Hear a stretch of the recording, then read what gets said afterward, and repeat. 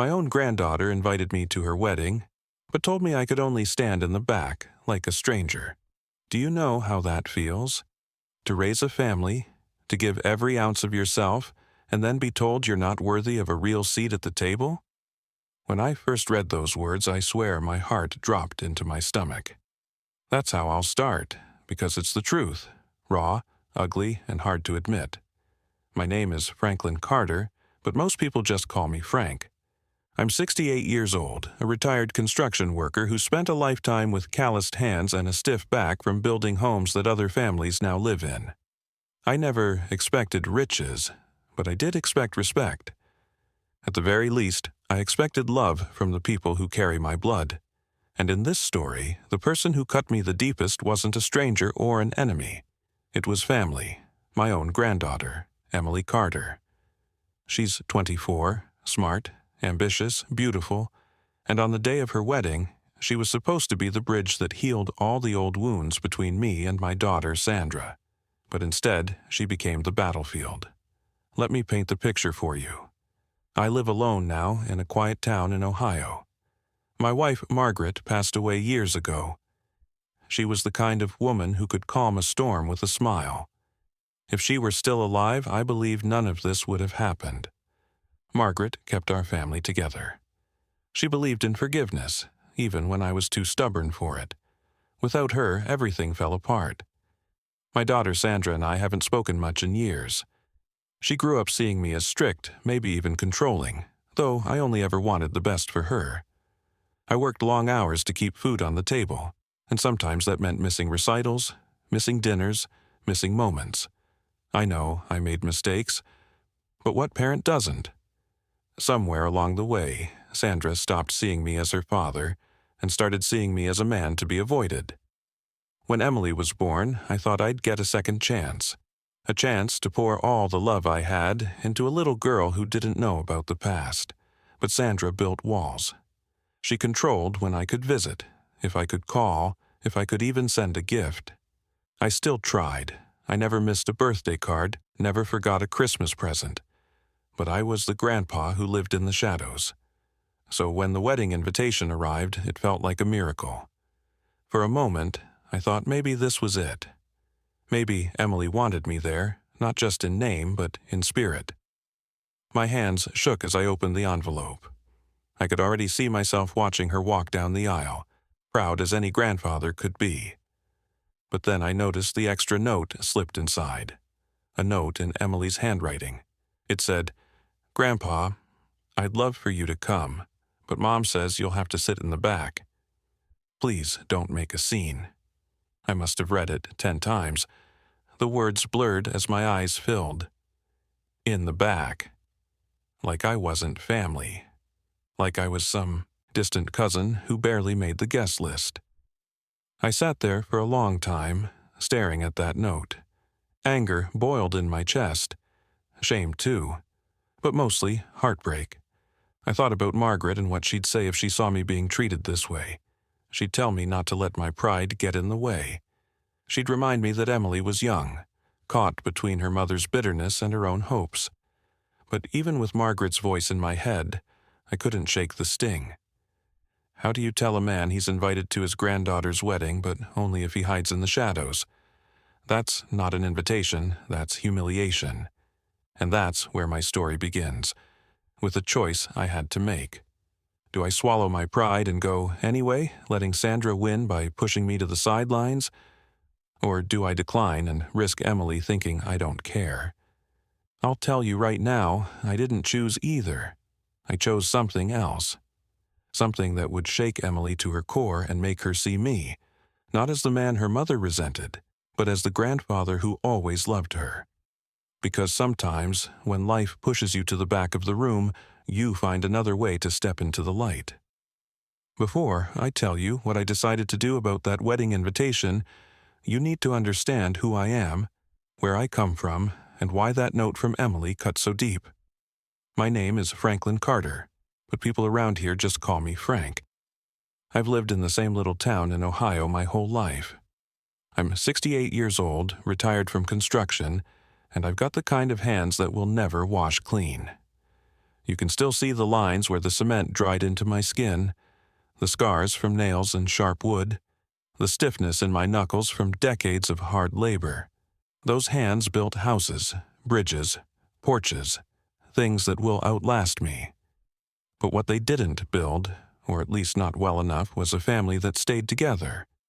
My wife, Margaret, used to say I was like the houses I built. Strong on the outside, but maybe too rigid inside. She was my balance. Where I was strict, she was gentle. Where I was silent, she was warm. When she passed away from cancer 20 years ago, the heart of our family went with her. I remember standing at her funeral holding my daughter Sandra's hand. She was in her early 20s then, angry at the world, but especially at me. I tried to comfort her, but she pulled away. I didn't know how to soften.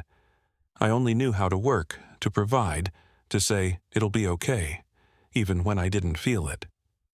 From that day on, things between us only grew colder. Sandra is my only child. We used to argue all the time when she was growing up. She wanted freedom, adventure, things I couldn't understand. I was old-fashioned, set in my ways. She accused me of being controlling, of not letting her live her own life. Maybe she was right. Maybe I pushed too hard. I always thought I was protecting her, but in her eyes I was pushing her away. By the time Emily was born, Sandra barely spoke to me. I wasn't at the hospital when she gave birth. I wasn't there for Emily's first steps.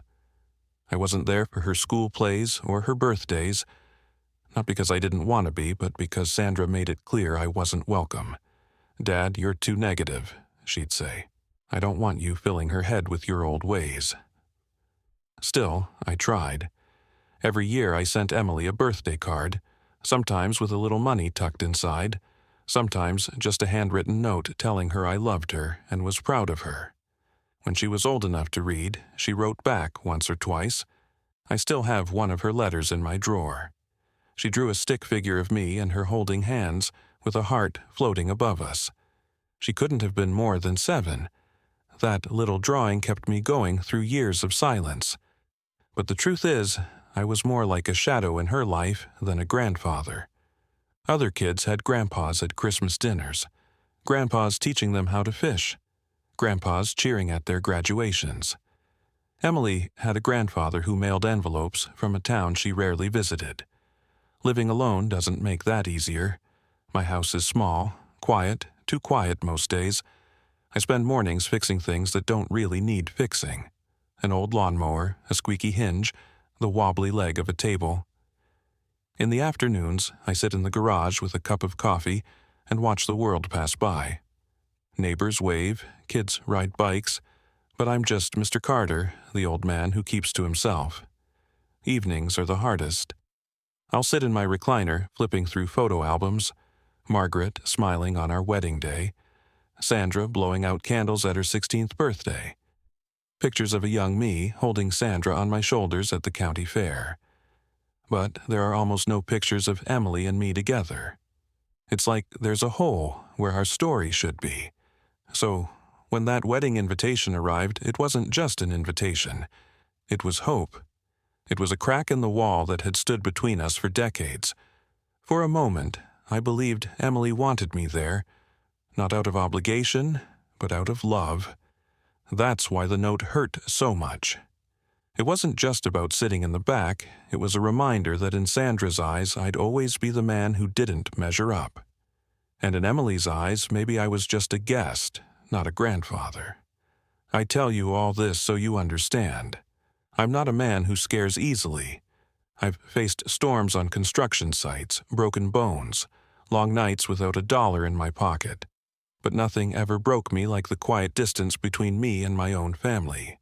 And now, with the wedding approaching, I was staring at a choice that would define not just that day, but the rest of my relationship with Emily.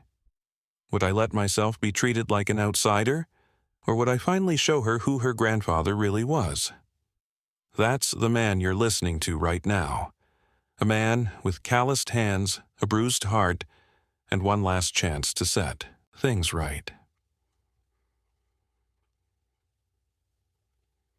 The night I read Emily's note, I didn't sleep. I just sat there at my kitchen table with the invitation spread out in front of me, words circling in my head like a broken record. Please sit in the back. Please don't make a scene. I stared at those lines until my coffee went cold. I kept asking myself, how did it come to this? I wasn't some distant relative or an old family friend. I was her grandfather, her blood. And yet in her eyes, or maybe in Sandra's, I wasn't worthy of a real place at her wedding. The anger hit first. I slammed my fist against the table so hard the silverware rattled in the drawer. After everything I've done, after everything I've been through, this is how they treat me? My voice echoed through the empty house. For a second, I almost wished Margaret were there so I could yell at someone, anyone, just to release the fire inside me. But she wasn't. The only person listening was the old clock ticking on the wall. Then the shame came. Heavy, suffocating. What if Emily saw me the same way Sandra did? What if she thought of me as some bitter old man who didn't deserve to be in her life? Maybe she wasn't just going along with her mother's rules. Maybe she agreed. I picked up the phone at one point, ready to call Sandra, ready to demand an explanation. I punched in the first 3 numbers of her phone before I froze. What would I even say? Why don't you respect me? Why are you poisoning my granddaughter against me? Number. If I called, it would only turn into another screaming match. And I knew exactly how she'd respond anyway, with that same cold, clipped tone she'd used for years. Dad, stop making everything about you. So I set the phone back down and poured myself another cup of coffee. The next day, I tried to go about life as usual, fixed the squeaky hinge on the screen door, sharpened the old mower blade. But the whole time, my mind was stuck on that note. Every grind of the file against metal sounded like Sandra's voice in my head. Sit in the back. Don't make a scene. By evening, I cracked. I drove to the small park on the edge of town, the one with the fishing pond where I used to take Sandra when she was little. I sat on a bench and watched the water ripple in the wind. Families came and went, kids laughed, parents held their hands. And I thought, that should have been me and Emily. I should have been the grandpa teaching her how to cast a fishing line, not some ghost she's barely seen. A couple of teenagers walked past me, one of them joking, "Hey, don't look so serious, old man." They laughed and kept walking, not meaning any harm. But it stung all the same. That's what I was now. An old man, background noise in other people's lives. When I got home, I saw the invitation again on the table. My chest tightened. I thought about going to the wedding anyway. I imagined myself in the back, pew, standing tall, trying to catch a glimpse of Emily in her white dress. Maybe, just maybe, she'd look over, see me, and smile. But then, I pictured Sandra's eyes, sharp as knives, cutting through me across the aisle. I pictured the whispers from her friends. Who's that old man in the back?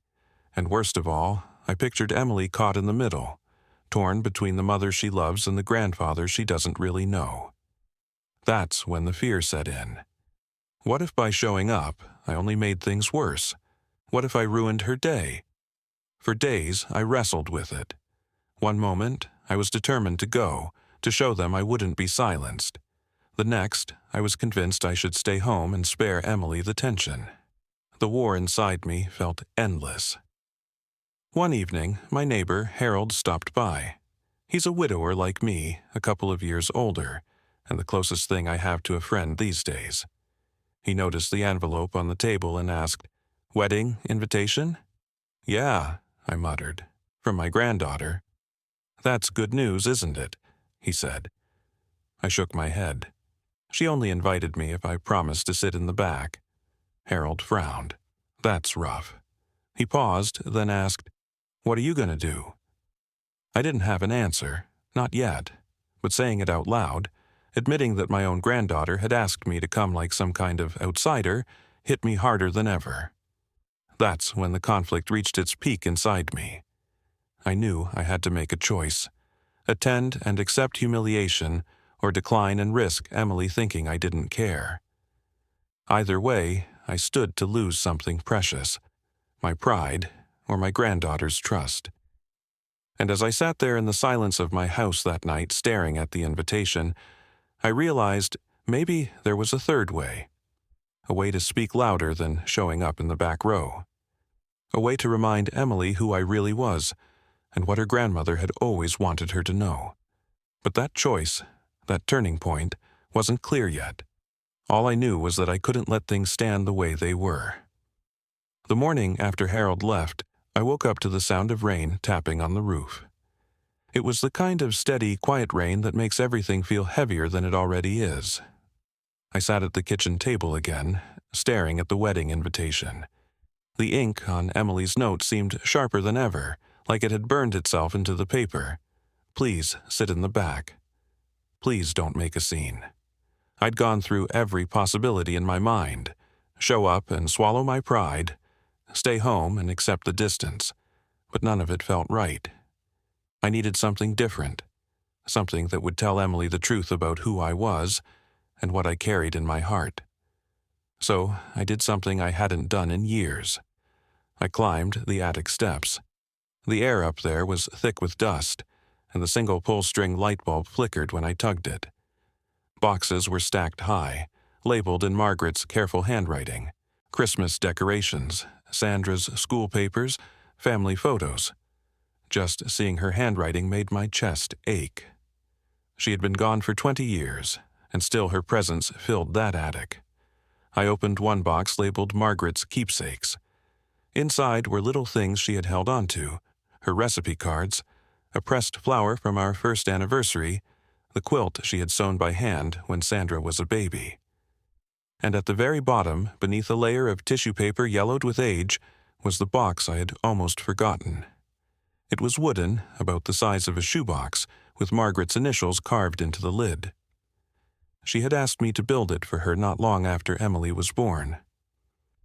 Someday, she had said, I want our granddaughter to have a piece of me, something that tells her she was loved long before she could remember it. I lifted the lid. Inside were letters, written in Margaret's neat cursive, addressed to my granddaughter. She had written them during her chemo treatments, when she knew she might not live long enough to see Emily grow up. Each one was dated, each one filled with hope and advice. Be kind, even when it's hard. Love deeply, even when it hurts.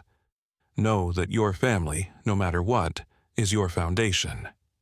And there, tucked beside the letters, was the silver locket Margaret used to wear every Sunday to church. I remembered how it always caught the light, how she would touch it absent-mindedly when she was nervous. I opened it carefully. Inside was a tiny photo of us on our wedding day, pressed so close together you could barely see where one of us ended and the other began. Holding that locket, I felt Margaret's presence so strong it was like she was in the room with me. I could almost hear her voice, Frank, don't go to that wedding to stand in the back. Go to her heart instead. That's when I knew what I had to do. I carried the wooden box downstairs and set it on the kitchen table. Then I sat with a pen and a stack of paper and started writing my own letter to Emily. My hand shook a little as I wrote, not from age but from the weight of what I needed to say. Dear Emily, I began, I may not be there to sit in the front row at your wedding, but please know that I will always stand beside you in spirit. This box belonged to your grandmother, Margaret. She loved you before you were even born. Inside you will find her words and her locket, the very same one she wore close to her heart every day. She wanted you to have it. And I want you to know that whatever your mother has told you about me, my love for you has never wavered. I am proud of you, not from the back row, but from the depths of my soul. By the time I signed my name, tears had smudged the ink. I didn't bother rewriting it.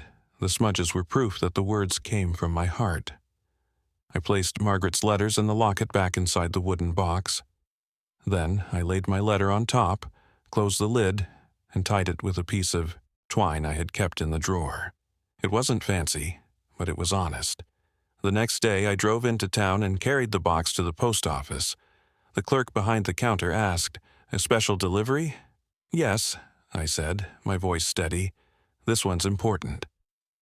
As I handed it over, I felt something lift from my chest. For the first time since opening that invitation, I wasn't drowning in anger or shame.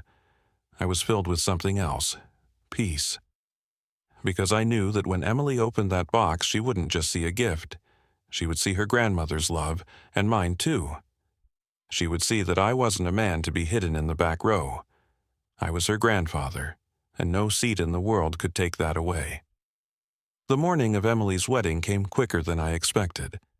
I wasn't there to hear the music start or to watch the guests take their seats. I wasn't standing in the back row like some unwanted visitor.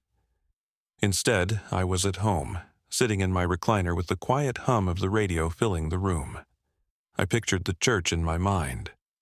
I had driven past it before, a tall brick building with white columns and a bell that rang every Sunday morning. I imagined the parking lot filling with cars, people laughing as they hurried inside, the smell of fresh flowers drifting through the air.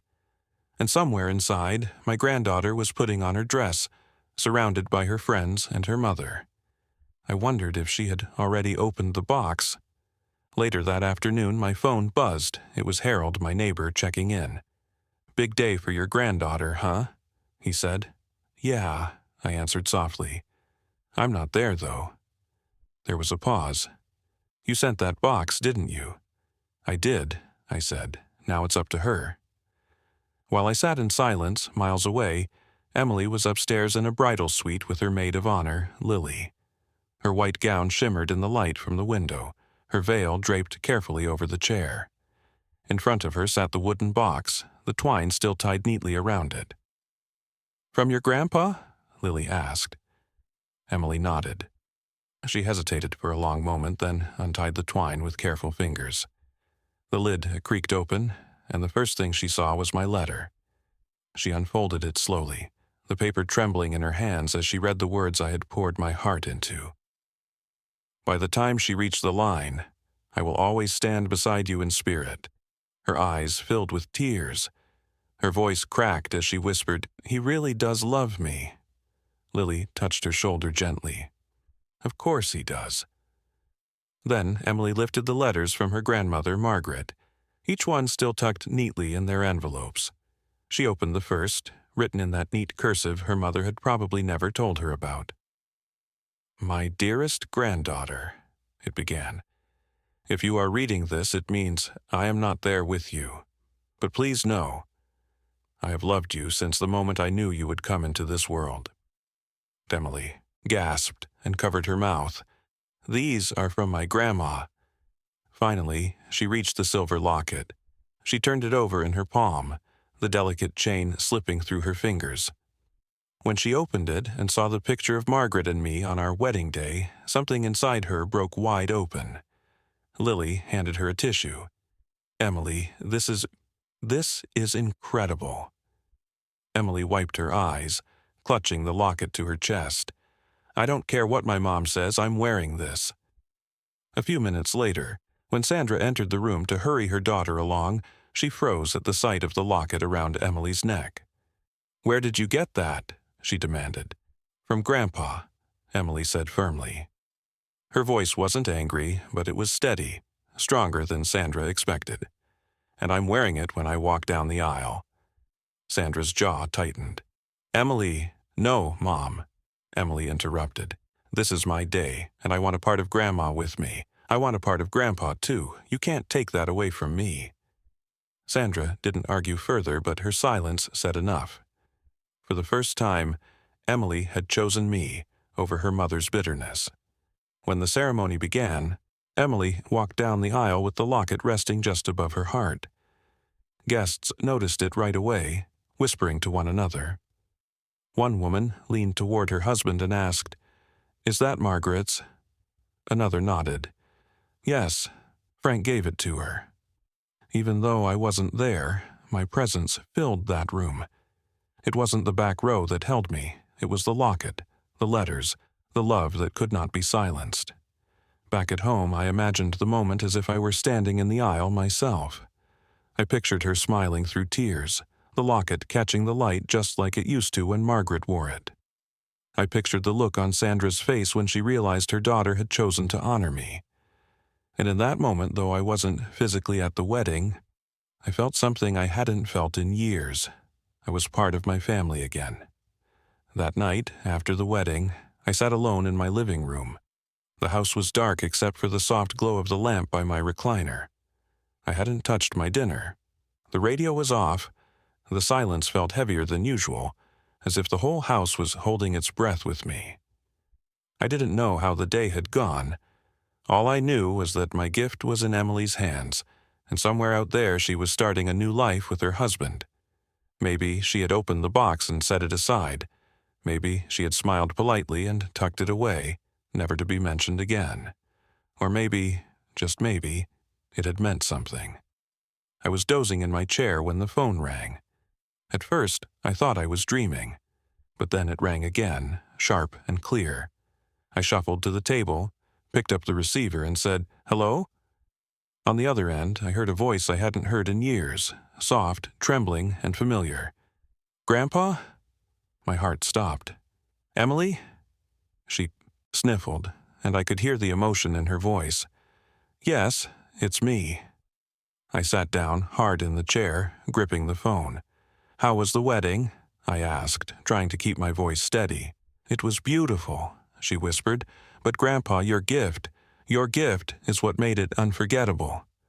I closed my eyes. "You opened it?"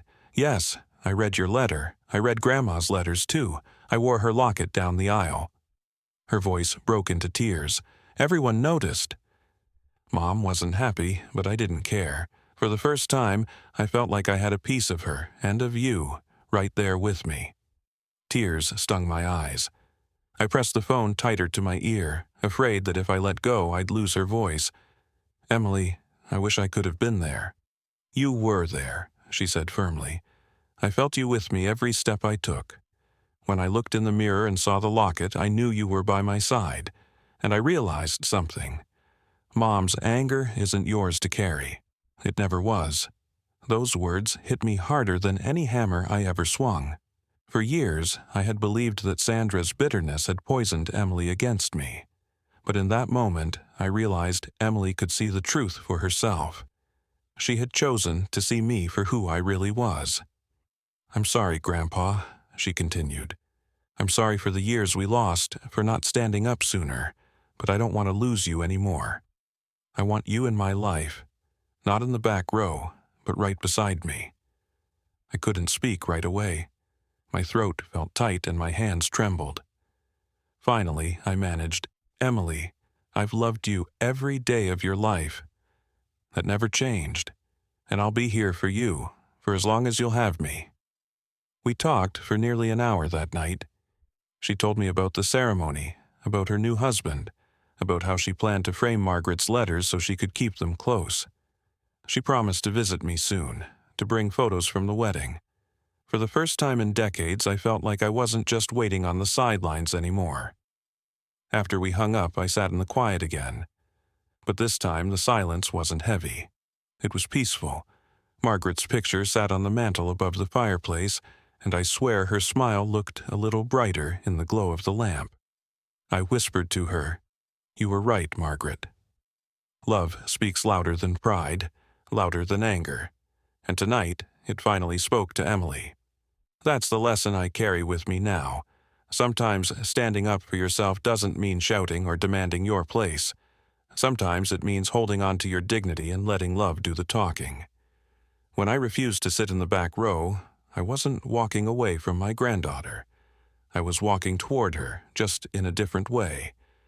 And the beautiful thing is, she saw me. Not as the bitter man her mother remembered, but as the grandfather who loved her enough to let love, not resentment, be the legacy I passed on. In the end, I didn't need a seat at the wedding, because I found something far more valuable, a place in Emily's heart. And that's the story of how I went from being told to stand in the back of my granddaughter's wedding, to finding a place in her heart instead. If there's one thing I've learned, it's this. Family doesn't always get it right, but love, real love, finds a way through. Sometimes it takes patience, sometimes it takes sacrifice, but in the end, it's worth it. If this story touched you or made you think about your own family, I'd love to hear from you. Drop a comment below and tell me, have you ever had to choose dignity over being somewhere you didn't feel wanted? Your stories matter, and someone else reading might find strength in them. And if you enjoyed this video, please give it a like. It really helps more people find stories like this one. Don't forget to share it with a friend or family member who might need to hear it today. And of course, if you'd like to hear more powerful, true-to-life stories, hit that subscribe button and ring the notification bell so you never miss one. Thank you for being here with me, for listening, and for letting me share a piece of my heart with you. Until next time, take care of yourselves and take care of the people you love.